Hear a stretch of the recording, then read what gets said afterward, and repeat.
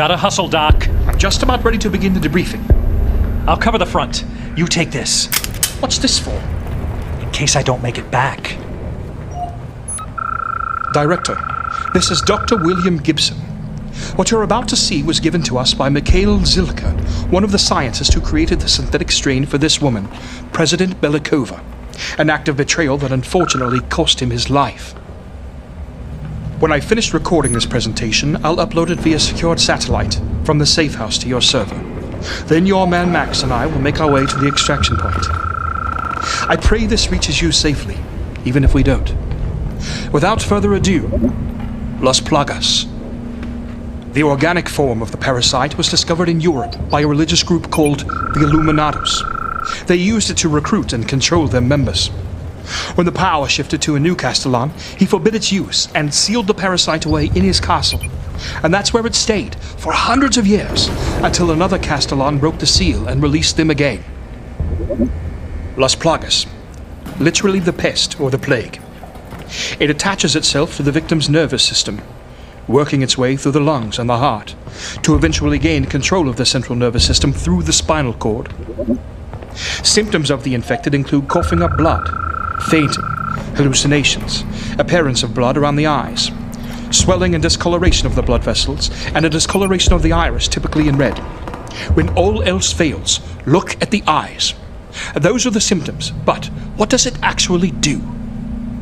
In short, it makes them very strong and highly resistant to pain. And not just humans. Because it is highly adaptable, it can possess other organisms as well. How is it so effective? One theory is that Las Plagas has a collective intelligence, what you might call a hive mind, communicating via ultra-high frequency sound waves. Those are the basics. Now, let's get a bit more specific. The dominant strain Plaga was designed to allow the host to retain complete control of the parasite. In addition to being able to control their own, they can also control a subordinate parasite in others. And they are capable of causing dramatic mutations in themselves at will. There are very few side effects to the host's mental capabilities, but it can give them incredible strength. A host carrying this Plaga could remain virtually unchanged as long as they suppress the parasite's mutagenic powers. If, however, they wish to do so, they are capable of bizarre and extreme mutations of their bodies through its use. Because of the level of control of the dominant strain Plaga, Belikova's scientists were able to create a sort of master-slave relationship between humans and bioorganic weapons. Not unlike, say, a queen bee and her workers. This means that a human host who has injected the dominant strain could gain control of a licker, to the point of making it as submissive and docile as a puppy. Ganados, the herd. They are the humans who became hosts to the mind-controlling parasite. Outwardly, they may appear perfectly normal, capable of speaking and carrying on day-to-day tasks. But make no mistake, they are entirely devoted to their masters. If called to, they will attack at will, with no fear of injury or death. They have extraordinary strength and a high tolerance for pain. An injury that might cripple a normal human being would be a mere annoyance to a ganado. You must use extreme caution when encountering a group, for they are capable of tactical thinking. They can coordinate complicated attacks, ambushing and flanking their targets. The licker. Nasty little bugger.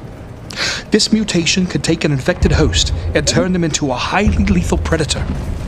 Incredibly fast, able to leap to great heights and distance. Because of its bone structure, it moves on all fours, covering ground much more quickly. It has talons that it can use to scale structures and hang from ceilings. This means that it is able to surprise attack from almost anywhere. One thing you must watch out for is the tongue. There are reports, although I have not seen it myself, that the licker's tongue is capable of decapitating a man. I told you that it is capable of surprise attacks, but there are a couple of things that can save you from an attack. Being blind, the lickers cannot hunt by sight. To compensate, they have highly developed sense of hearing. Your own sense of hearing can help you avoid a surprise attack. Because of the way they move, you can often hear the scraping sounds of their claws and the flesh of their bodies moving against the surfaces where they're climbing. They're also known to make a very distinct hissing sound. If you do manage to kill one, they may emit a high-pitched scream. This is most likely to alert others to their location. Doc, Almost finished.